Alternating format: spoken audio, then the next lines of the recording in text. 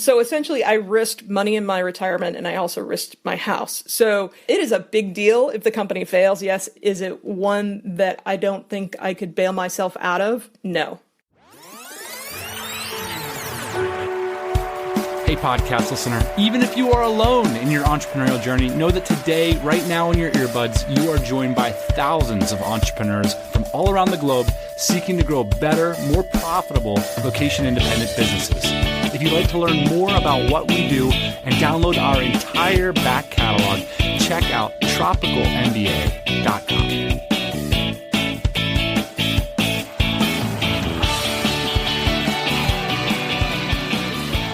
Very excited for this week's podcast. Today we have a very special guest, someone who we've talked about anonymously on the show, one of our most listened to podcasts about selling our business, which was basically a manufacturing and import company, selling amongst other things, portable bars and valet equipment. And today that person who bought the business has very gamely agreed to come on the show.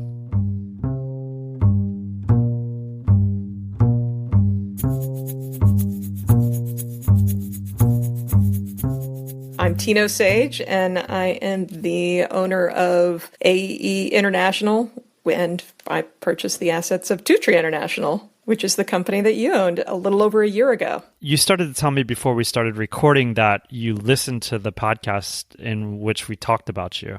Yeah, I listened to the Sold podcast, I think was the title of it. I found out that you guys called me CEO Sally, which was really funny to me, but I guess it makes sense once you put the description in there of why you're calling me CEO Sally. CEO Sally is somebody who, they're not evaluating your business like Dimitri was. Like, basically, I want to get an asset at half of its value and then capitalize on that difference, you know? CEO Sally is really looking for a retirement play, like a long-term wealth play. Like, essentially, they want to buy themselves a really great job, one that has long-term asset value. There's a couple great things about CEO Sally. They often have the right experience to run a business. So they've been either at executive level or at other small businesses and stuff like that. They've got the money because they've been saving their whole life. And often they use loan structures in order to get into the business, which means it's a little bit of a leverage deal, which means that they're not price sensitive. I think you guys did peg it. I mean, I've been working 60, 70 hours a week for a long time. It was time to totally pull back the number of hours I was working and work for myself, and not necessarily retirement, but maybe semi-retirement is what I kind of was looking for with the purchase of the company. What else is going on in your life? You had a successful career working in Los Angeles for these major production companies. What exactly led you to think, hey, this is a time in my life where I think I should be considering purchasing something like this? I worked for Universal Studios for 15 years. I went through 4 corporate owners in that 15 years and saw many, many different ways that large companies manage. It was a fantastic place to work. I really enjoyed being there. By the end of my career there, I had been mainly in financial positions, and I was in a couple of CFO positions. And then I ended up being in charge of the facilities there. And it was great, but exhausting. Towards the end, I was working just incredible hours. My health was essentially suffering. I had gained 20 pounds and I had a bad back, and I've always been a very healthy person. And so that was really strange for me. When we had our last ownership change, it was just enough for me at that point. I was like, all right, it's time for me to step back, look at my life, and figure out what do I really want. At one point, one of my coworkers who was a CFO of one of the other divisions and I were having a conversation, and he said to me something that shocked me. He said, you know, I'm afraid that we are in danger of becoming institutionalized, not as in institutionalized crazy, but only able to work in big institutions. Like, we won't know how to dial a phone unless somebody dials it for us. You know, things like that. You know, it's just, at some point, do you forget how to actually do the work, and do you only know how to have meetings? The more and more I thought about it, I was just like, I don't think I can work for someone else again. So it was time for me to just step back, take a little bit more control of my life, and see what I could do for myself, and try to do it in a smaller place with a smaller number of people. You know, it was also just a new challenge for me to do something like that. So tell me a little bit about the confidence that it took to start looking for a business. Did you have a history of entrepreneurship, or was there someone in your life that was kind of pushing you towards this opportunity? I had tried to start a couple of businesses at some point, and what I realized was that I wasn't very good at starting them. Frankly, when you're an executive at a large company, you tell people to do things and they do it. So that's really a nice thing about it being an executive at a company. But it also means that when you don't have enough money to pay somebody a huge amount of money to do something, you are not first on their list. So when you're starting a company, you're not the first on anybody's list. So that was too frustrating for me. I had worked for smaller companies. I had tried starting something myself. Starting it didn't work, so I decided here's the happy medium is I should buy something that already exists, already has staff in place that knows what they're doing, and then just kind of needs general leadership. And that's when I found you guys. I'd gone in deep on a couple of other companies and, met a few times with the owners and gone through lots of different financials.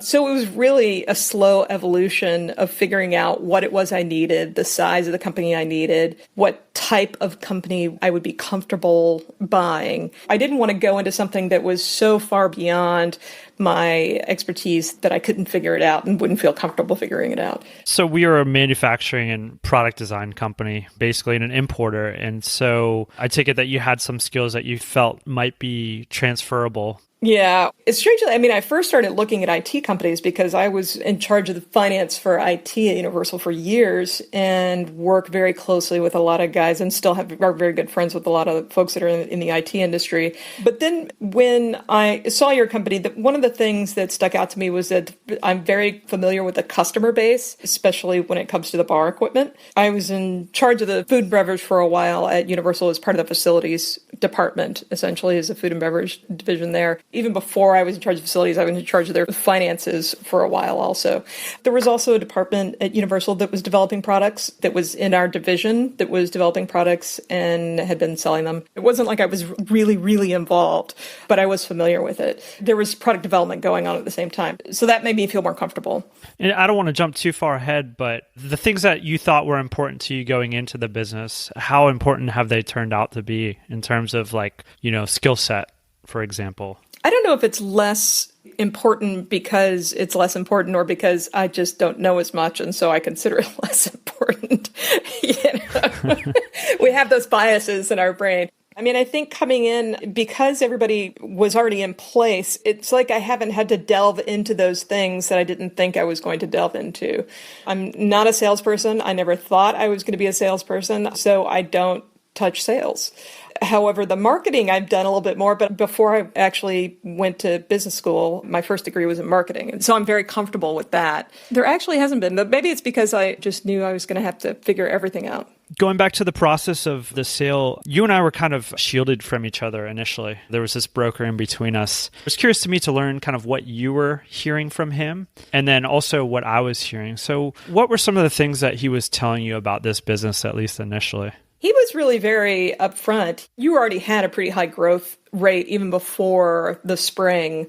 And so when your growth rate really got high right before we came to a kind of conclusion with the major deal points and figuring them out, he told me what you guys had done with this company, that you had started another one and that one was taking off. And so you guys had decided to sell. He told me that you guys were pretty gun shy because of the bad experiences you had had with two other buyers beforehand. I think he just wanted to let me know, don't mess around, because if you mess around, they're so frustrated, they're just going to walk away.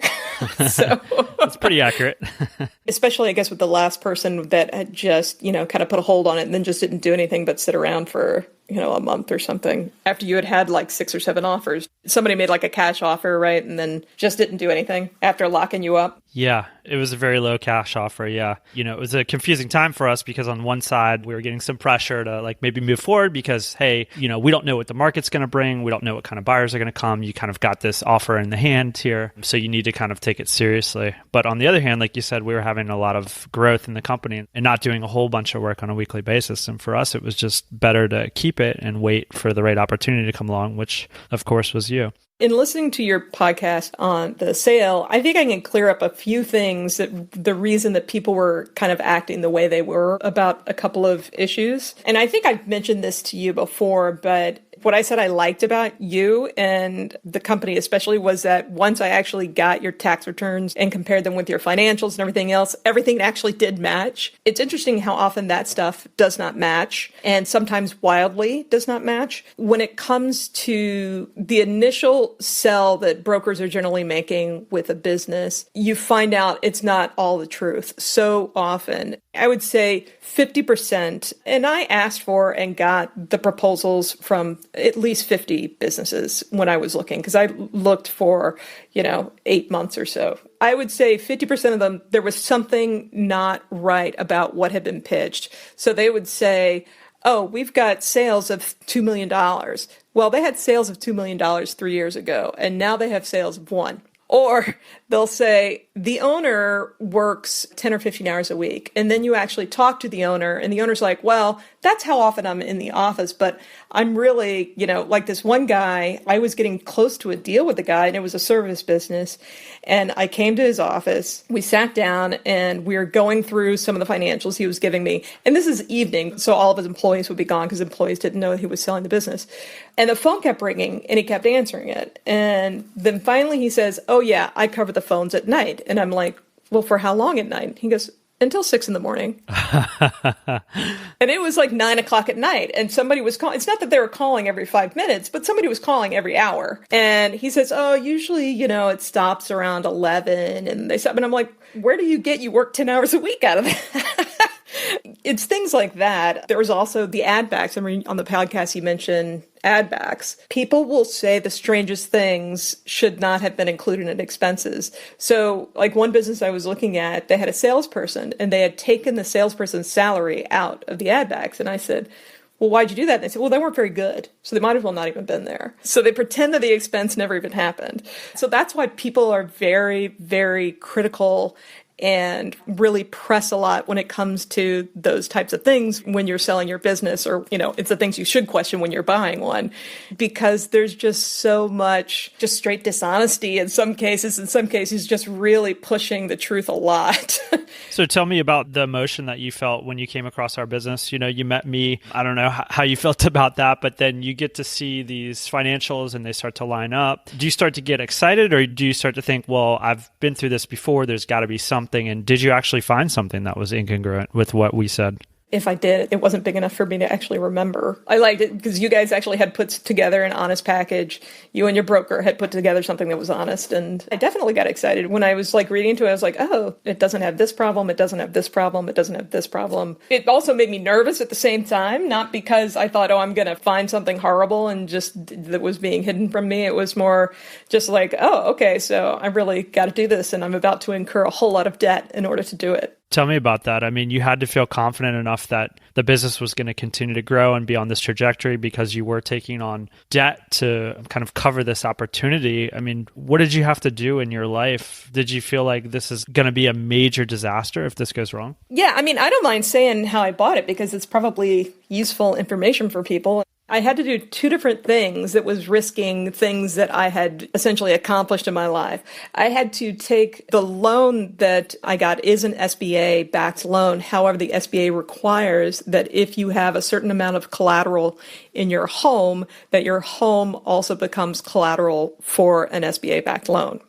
A quick note about SBA loans, because this is an American institution. I'm sure other countries have their version of this, but the SBA loan in America was established by President Eisenhower through the signing of the Small Business Act in 1953. The number one function of these loan programs is to make loans with longer repayment periods available to small businesses, generally speaking, longer than what traditional bank terms would be. The SBA then guarantees their part of the repayment, and essentially this guarantee reduces the risk for lenders, allowing them to make loans to small businesses that they wouldn't have normally lent to.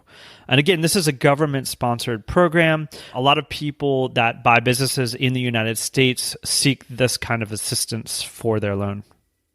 So that is the case with me, is that I do have collateral, more than 20% collateral in my house. So the SBA actually has a lien on the house, or the bank has a lien on the house for the loan. So essentially I'm risking my house. The other thing is you can use your retirement funds in order to purchase a business. There is a whole series of hoops that you have to jump through in order to get that done, but you can. The limitations are that you have to be a C Corp. For one, you have to form a C Corp, which has tax implications which are not favorable. The other is that you essentially have to treat yourself like any other employee of the company. And the reason that is because they don't want people just to set up a company that actually doesn't do anything and then, in essence, take a whole bunch of money out of their 401k and just live off of it. They want to make sure that you are actually a business and you are actually doing things and their employees, so that it doesn't look like you're just removing money from your 401k. So the company is actually partially owned by my 401k and partially owned by me. So essentially, I risked money in my retirement and I also risked my house. So it is a big deal if the company fails. Yes. Is it one that I don't think I could bail myself out of? No. I don't think I'd have trouble finding another job if I wanted to go out and find another job. And I don't think, and if you leave a corporate job and you work at your own company and have your own company for a while, people don't really look at that as an unfavorable thing. They don't look at it like you were unemployed. They look at it like, hey, you took a chance and maybe it didn't work out. One of the things I noticed in that process, because, we were a part of that, trying to think creatively, at least a little bit together on how to get this deal done, was how far you were willing to go, not necessarily in terms of risk, but the work that you were willing to put in to try and figure out how to get the deal done. For me, showed me a lot of confidence that you were A, confident about the business, but then also B, confident about, pushing this thing forward. And I don't believe most of the people that we saw that were trying to buy this business were willing to put in that much work. Yeah, it was tough because at the beginning I did have a partner when I first started looking at the company. I had a partner that was going to do it with me, which was going to make it a little bit easier. I think in the end it's better because, when I can make a decision, I don't have to talk about it with someone else, I guess. I just can do it and move forward and don't need to worry about it and don't need to worry about anybody else. But it did financially make it more difficult to do. We had to change our deal terms because of it. And you were willing to sit down and change the deal terms. It went both ways. Your broker at one point was just like, I think he was excited that we both worked on it as much as we did, obviously. We were both inspired by each other in a lot of ways, right? It's like we had the same goal and we knew that there was going to be some hurdles that maybe the broker or even the lawyers couldn't help us with. Yeah. But we were both inspired enough to get the deal done. You bring up the lawyers was a fun bit too.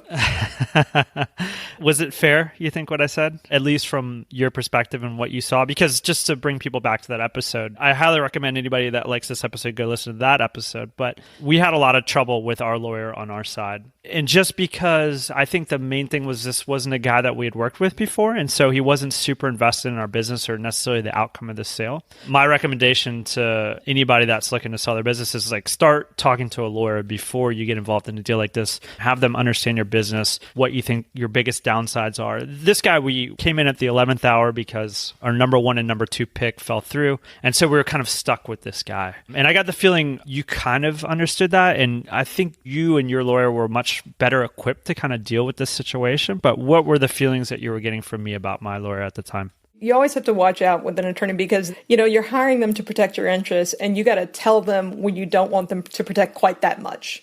So it's like, all right, I understand that it's in my favor to have this phrase in there, but I could really give a crap if this phrase is in there because that's not something that's ever going to happen. Or this is something that is such a technicality and would cost me $5 in the end to fix. And so I don't care. Let's move on. And they're there to guide you and help you, but they don't have to dictate to you what you have to do. I think with us, it was like, okay, so who's taking the lead on making this document? Who's writing this? Whoever writes the document first generally pays more. At one point, my attorney said, I have done this document so many times, it's going to take me 1 hour to put together this document. And I was like, okay, I can live with it's going to take you an hour to put together that document. And so I'll let you do that document, then I'll give it to Ian and then his guy can review it. Whereas I don't know how many hours it would have taken your guys to put together the same document. And I got the feeling that you kind of sensed that. We still hadn't inked a deal yet, so we were still negotiating things, right? Like who writes documents, what goes in the documents. And so you want to be 100% honest with each other, but in some ways, you don't want to give away necessarily the power power dynamics of what's going on, right? So from my perspective back then, I was like, oh, I got this guy, he's kind of a foot dragger here. We want to get the deal done. But like, I could tell that you had much more experience kind of writing these documents and seeing them through, just because you had more experience with lawyers than we did. And so at some point, could you sense that? And was that part of your reason for, I think, pushing that side of the deal a little bit harder than I did? Yeah, I did. I mean, and also my attorney did when I can't remember, he saw something that your attorney's just like, that's really weird that he would do that. And I was like, is it? And he was just like, yeah, it doesn't really make sense, but we'll go with it and we'll do this. But then do you remember, even after we got the main documents done, we had like 4 other things that we had to, other documents that we had to put together and get done. Your attorney went on vacation. And then when he got back, my attorney went on vacation. And then when he got back, like your attorney wasn't available anymore. And so you like went to even another backup attorney. It was like this crazy scheduling thing that we came into like at the last minute, like maybe there was 6 weeks left before we were supposed to close, which seems like a lot of time, but isn't when there are attorneys involved. It was just amazing. I was like, wow, this is something I thought would take 2 weeks and it's been 8 weeks and we're still doing this.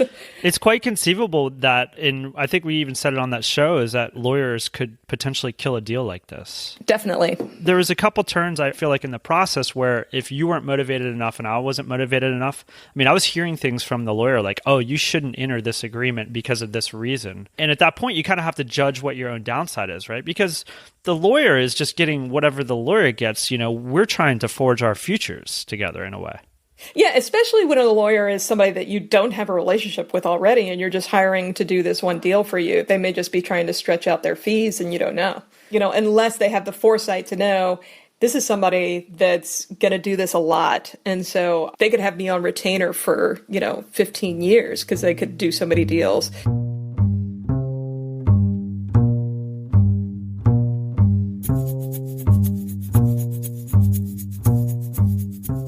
So we figured out a way to get the deal done. I remember where I was. Do you remember where you were when you kind of inked the deal and sent all the papers off? I was driving around Palm Springs because my attorney was actually in Palm Springs. So I was out there driving between Title House and them and to the escrow company for the actual day that we were signing all the paperwork. I was in Greece and I was laying on the hotel bed, corresponding with you and lawyers and the title house and everything to get everything done. And then the very next day, after everything was settled and it was over with, I got like deathly ill. It was like all the stress from everything that had been going on for the last couple of months just like hit me. And it was one of those like just very bad next couple of days. So it was unfortunate for me because I couldn't even celebrate. Did you get to celebrate at all? Yeah, I mean, I celebrated that night once I got back to LA. Then I drove to, San Diego the next day so that I could get ready for the first day of the new company. I was so happy when it was done. I remember that I forgot about that we had like that last day we were actually signing paperwork and they're like, oh yeah, here's this additional document. And I'm like, okay, here's the problem. Ian is in Greece. He is not just someplace where like there were no scanner or printer or something, but to actually get a hard ink signature on something was difficult. Yeah, pro tip, if you're going to do a deal like this, you have to have a fax machine, which none of us have anymore. So invest in a fax machine. So you're excited and you're getting ready to drive down to the offices the next day. Had you met any of the staff? What were your thoughts? I had, because what were we, about 3 weeks away from the end of the deal? And I came to San Diego and you went ahead and introduced me to people. And we kind of had like little meetings with each of the main employees that day. So this was a big risk for us. And this was something that we talked about because we had people back out of the deals at various different stages, but we had never gone this far. And so that's why I felt confident in letting the staff know that, hey, this is Tino. She's presumably going to be taking over the company. But there was still risk, right? Because you and I hadn't actually signed anything at that point. We were just very deep into the negotiations. And so from a business owner standpoint, which was me at the time, I thought, well, if Tino sees something, if she comes down to the office, if she doesn't like these people, whatever, she backs out of the deal. And then I'm left with these people that trust me, knowing that I may have betrayed their trust over the last couple months in trying to sell this business, what felt like behind their back. And so for me, it felt like a big risk to have you come down to the office. And that's why we waited so long. When you came and you met these people, what did you think? Oh, well, I thought they were great. I mean, obviously, I still have them. And it was important for me to meet them because I didn't want to jump into a situation, especially when it was, a business that I was just getting to know. I certainly didn't know anything about the products themselves, other than what I could see on the internet.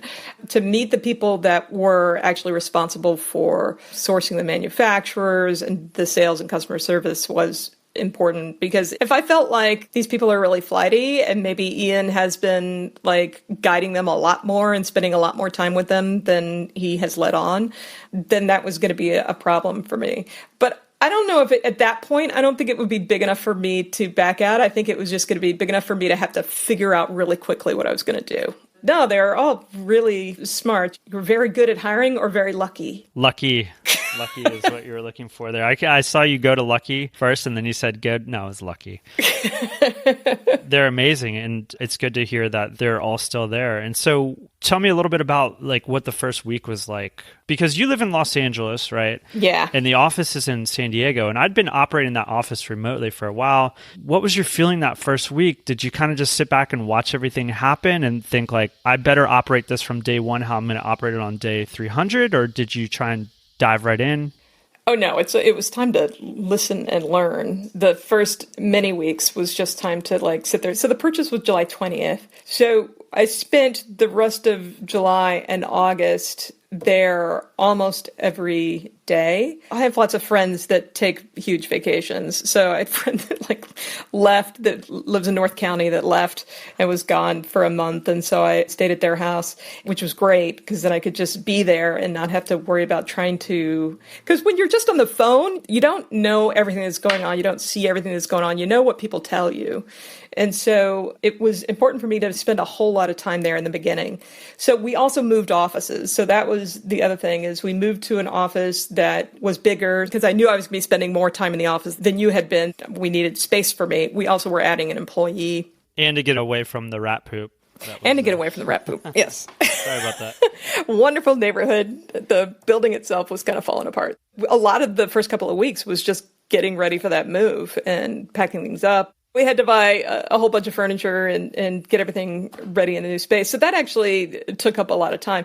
But it was really just taking time with each employee, just listening to what they do, and just kind of combing through all the information that was available on the products and diving more into QuickBooks and the financials to see where things were, getting to know who the suppliers were, that kind of thing. There's no reason to sit down and tell people what to do on your first day, other than to say to them, tell me, talk to me, tell me whatever you want to tell me. I think it took me about good 7-8 months to start to feel like, okay, I really know a lot now of what's going on. And now I can give direction more. What I gave direction in the very beginning about was like, hey, don't worry about spending, $500 or $400, whatever, to replace your computer, which has on its last legs. Go ahead and do it. To be fair, that was my cheap legacy that you're having to deal with. Yes. It was more trying to making them realize that they don't have to be as tight as they were before, that if, buying something for $20 meant it was going to save, 3 hours of their time, then they should buy the thing that cost $20. I think one of the biggest things that we did was in September, we had a 2-day strategy meeting, which they had never done before, something I was really used to doing. And so how did that go? It went really, really well because they are so full of ideas, and they were either used to just, if there were certain types of ideas, they just executed on them. But other times they would just get direction from you and not really know the background, is what they said, of how that came about, how that direction or strategy came about. A lot of them were just kind of told, okay, do this. And so what was the format? Did you bring someone in? How did that work? I did. And the reason I brought somebody in, I could have just done it myself, but I wanted to participate and not just be a facilitator. And I wanted to participate in a way where everybody felt like, okay, everybody's ideas have equal footing, as opposed to, well, this is what I'm saying we should do, and now let's talk about why we should do it together. So I did actually ask someone to come in, hire somebody to come in and facilitate the meeting for us. And so we basically took 2 long afternoons. We started at lunch and then through the end of the day, and had strategy sessions about, these are the goals I have when it comes to growth rates. And so let's talk about how we're going to achieve this. And we also had other kinds of goals too that were softer, not necessarily financial goals. And we built the strategy together. And we're executing, I have to say, on not every single thing we said that we would execute on, but on most of them. And so it feels pretty good. What are their expectations of you in your role now in that company? What I've found is that they get surprised more often when I say, hey, I know you guys did that, and it's cool that you did that, but I wish you had talked to me about that. I think they get surprised more when I do that because it's not necessarily something that you would have wanted to be involved in. But half the time, I just want to know so I know. Like we were talking about a distribution arrangement with someone, and there had been another company they had been talking to about a distribution arrangement, but I had not known about that because in their mind, it was a company they had already dealt with and they were just adding some more products to the arrangement. But they hadn't thought that that was something I would care about. When I'm like, well, look, if I'm having a conversation with somebody here about distributing and you're having a conversation over there about distributing, that's not good. We need to coordinate those things. Do you think that's just a function? Because I'm getting the feeling that you're not generally in the San Diego office, you're in Los Angeles. Is that true? And is that just a function of not hearing every single conversation? That is absolutely what it is. Yeah. I mean, I am there 6 days a month, probably. So they definitely have a whole lot of time where there's a lot of conversations going on and I'm not there. And so I just need to make sure it's me not telling them, this is what you need to tell me about. This is the conversation I need to be involved in. And this is what I don't need to be involved in. And what are some of the communication tools that you guys have found to be effective, you working remotely? We just recently started to use a new project management tool. I mean, we've been using it only for a few months now, and so we'll see how effective that is. But it seems like it's going to go well. Besides the phone, we use Google Hangouts and then just regular conference calls. What is your role in the company now, Tino? What is it that you do on a weekly basis that the team looks to you for? Well, I think that overall strategy is definitely the biggest thing. I've become more involved in the marketing than I expected because there is no overall marketing person. So I think that's why I kind of de facto become that. And also because when I came in, that was the first area where I was just like, where I thought we really need to spend more money there. You said you guys had been hiding behind the internet, but essentially just looked at the internet for all your marketing needs and gone to a couple of trade shows. And it seemed like for especially the bar products, that was something that the main buyers of that product aren't really buying it by looking on the internet. They may get an idea from looking on the internet of what they're looking for, but they have a tendency to stick with their old favorite suppliers that make these big, very unattractive portable bars that are NSF certified. And so then they don't have to worry about it. They can just order it and it looks horrible, but hey, they use it. And so we thought, okay, well, how are we going to get into these markets if these are the buyers that are not necessarily looking on the internet for something? And so, we started going to more trade shows. We spent money getting professional photography done, putting the bars in their best aspect and say, here, it looks like a pub. Nobody would ever know this thing is ever portable or modular or anything. And so in terms of the investment, I think it's one of the things that's worth mentioning is in this business, we invested in it, but probably not as aggressively as you did. And it's not necessarily because we didn't believe in the potential, but it's just because in a lot of ways, I just didn't have the confidence that you seem to show there. So tell me a little bit about that. I mean, you spent a ton of money buying the company, and then you kind of doubled down on your investment in going to these shows and more traditional marketing and whatnot. To me, that seems risky, but to you, that just seems like the normal thing to do. Yeah, it did. When I bought the company, I also got a line of credit just in case something went wrong, which I haven't had to use yet. But I kind of got this line of credit also saying, okay, so I know that if I get below zero in my bank account, I can still handle it. So I didn't feel like, okay, I'm not going to be able to make payroll if something happens because I have this little cushion, which, like I said, I haven't had to go to yet. But I've seen so many cycles of businesses that I know that it's going to be an up and down cycle. But when it came to this specifically, to, the bars and the valet podiums, it just seemed like it was on this growth trajectory that if we weren't able to satisfy it, that something else would, in a way. Do you know what I mean? Like you felt like the market was much bigger. Yeah, we've had interesting things happen where people that are using our bars just as trade show displays, essentially, which is not something that we thought anybody was going to do, but we had like one vaping company buy it and then suddenly a whole bunch more did. And so we're going to, market them as trade show furniture because if people come up and if they need to sample something, taste something, whatever, it's perfect. So that happened. And then we had people in other industries start to use the valet podiums for things other than valet services too. So we're digging more into those industries as well. there's definitely those growth opportunities.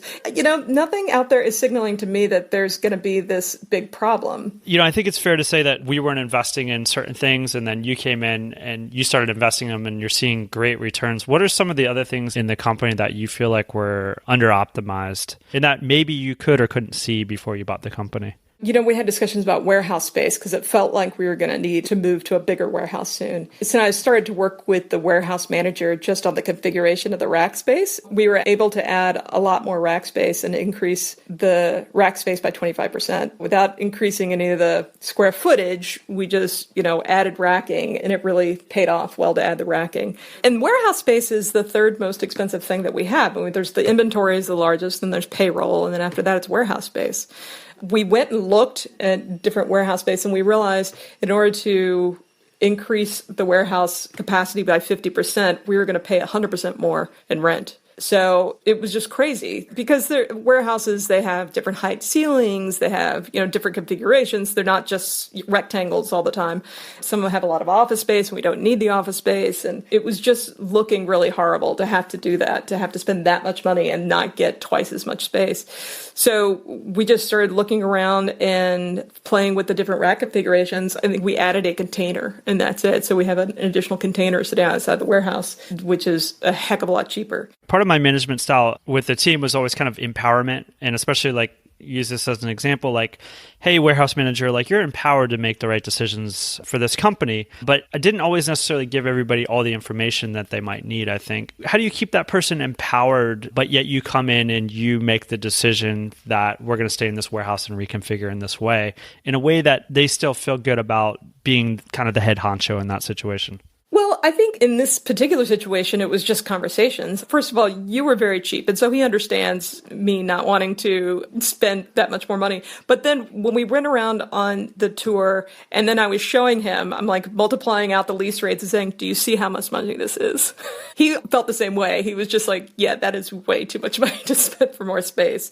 So I think just in letting him see the full, here is what this really means. We are spending this much now and this warehouse would be spending this much, and we're not going to be putting through twice as much product. Tino, what's your 2 to 5 year plan? Do you have visions of acquiring other companies, continuing on this growth trajectory? What do you see the opportunities for this company as? We're definitely going to continue on this trajectory. We're definitely keeping the development cycle up. I think we're going to be adding to our design staff, at least with some contractors for a little bit, because there's so many little things that have to be done that's taken up our designers' time. We're also, I've looked at other businesses. Should we acquire other businesses that are in a similar space, have the same customers, things like that? I don't really see myself going out there and saying, hey, I'm going to buy a company that makes bicycles or something like that. It's something completely outside the ordinary. But I have talked to some people and said, look, if something comes up that is in the same space that's very much complementary to what we're doing, then it's a possibility. I don't know if that is a likely possibility, though, Ian. It's more likely that we're just going to continue to grow ourselves, but we're definitely not shying away from that idea if it happens. You took out some debt to buy this business. You took out some risk. Now that you're in it, do you feel like it was a good investment? Oh, yeah, definitely. My life is so much better. It was funny. I was talking to a friend of mine and he was saying he'd visited a friend, but his friend was so caught up in his corporate job that he had become boring. I said to my friend, is that what you used to say about me? And he goes, well, yeah.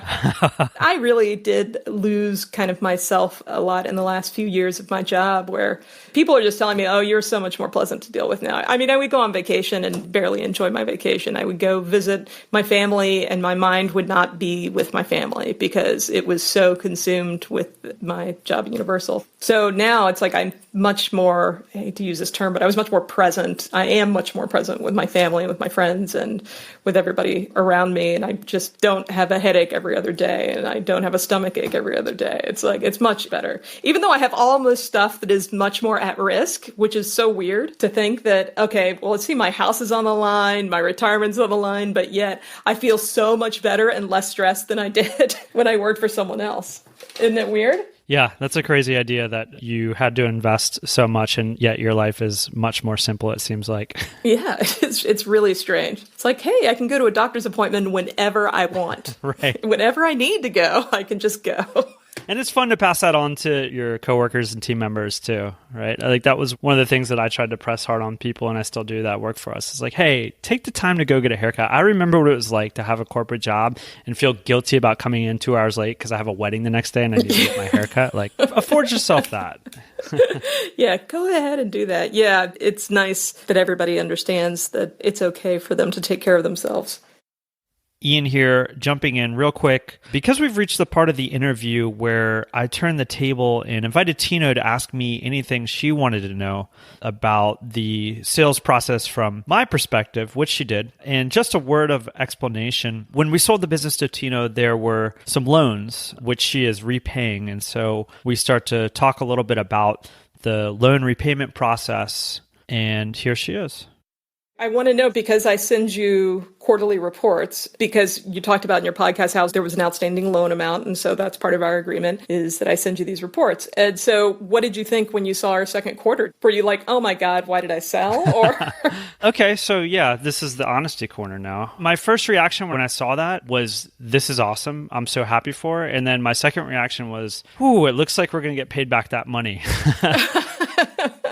That made me feel good, that my first reaction was that you guys are doing well, but then B, that, we're going to get paid back the money. So do I wish that I didn't sell? So a couple of things that I learned, I guess, through this process. I think I'm happy that we sold, but one of the things that I realized is that obviously the business is continuing to do well. And I would, of course, attribute a lot of that to you, but a lot of that gets attributed to the staff that's running the business. And so I guess in a lot of ways, I knew in my heart, and we discussed that the business I thought would do well without me, but until you see it kind of happening, you don't necessarily 100% believe it, if that makes sense. Now that I see that it's doing well and actually doing much better, I think, than I could take it, and which is part of the reason why we sold it, there is part of me that thinks like, well, if I just would have put another layer of management in place, like I could have held on to this asset and enjoyed the spoils of kind of it returning for me. Mm-hmm. I was just mentally run down from this business. Like, I didn't want to think about these problems anymore. And so I'm still very happy with my decision. Your comment earlier about entrepreneurs being well suited for different kind of stages of the business, I think is very interesting. I'm very much excited to, kind of start something and build it to a point. And then, I got bored. And then you see these challenges as very exciting and new. The opportunity that exists for people to kind of come in at different stages. Yeah, it is good to know what your strengths are, but it took me trying something and failing to realize, I'm not very good at starting something, but I think I can grow something. It is important to figure those things out and do it. And when you've started a business and you're bored by it, you might as well, it is time to leave then, because it doesn't make sense to just stick around and do something that doesn't excite you anymore.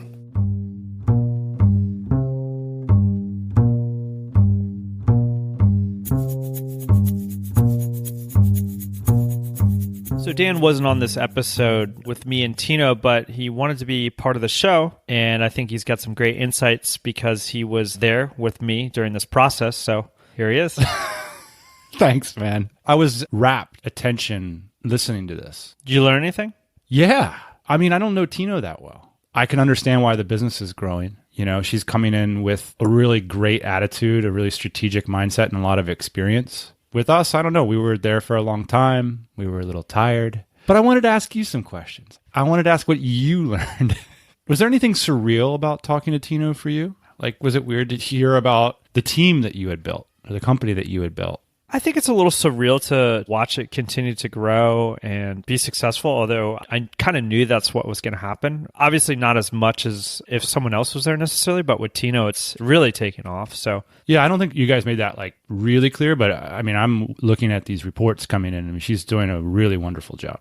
It's amazing. Yeah. So I had a feeling that it was going to continue to grow and be successful, but probably not at this level or this fast. So definitely impressed by that. In terms of Tino, I think she's a wonderful person. I think it's worth noting too that in these situations, and I kind of had a feeling about this, but when we're in the sales process, especially when we were working with Deals Dimitri, who we mentioned in another episode, who was basically like a shark who tried to buy our business for a very low number, I kind of got the feeling that even though the deal was going to be inked on X day, we're going to end up having to work with this person for quite a long time because there's going to be loan repayments, because there's going to be transition, because you might actually like each other. And I think that's become the case with Tino, especially for me, as I really like her. I really like talking to her.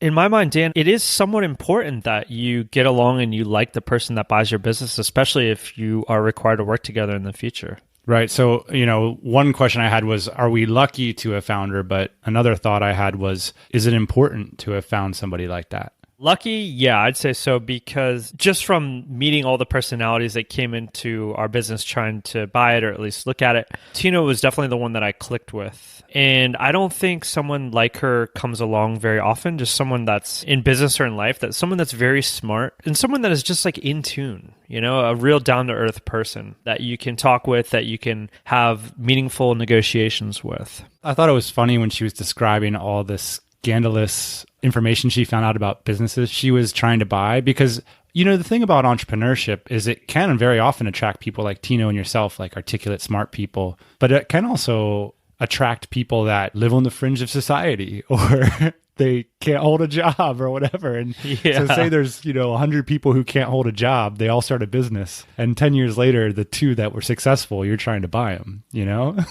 I was just on Craigslist the other day in the business section, as you do sometimes, because that's where the most scams are. It seems like there's like a picture of this California home with like 4 exotic cars in the driveway. It's like looking to get in on the ground floor, all this.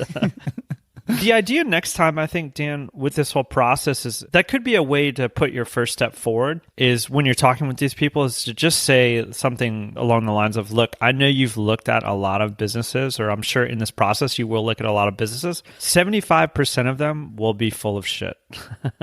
And that's kind of the story that I got from Tino. And that's why I think that we were ultimately successful with her is because we weren't full of shit. And most of the stuff that people get fed through these brokers or through wherever they're looking for businesses are not good businesses to buy.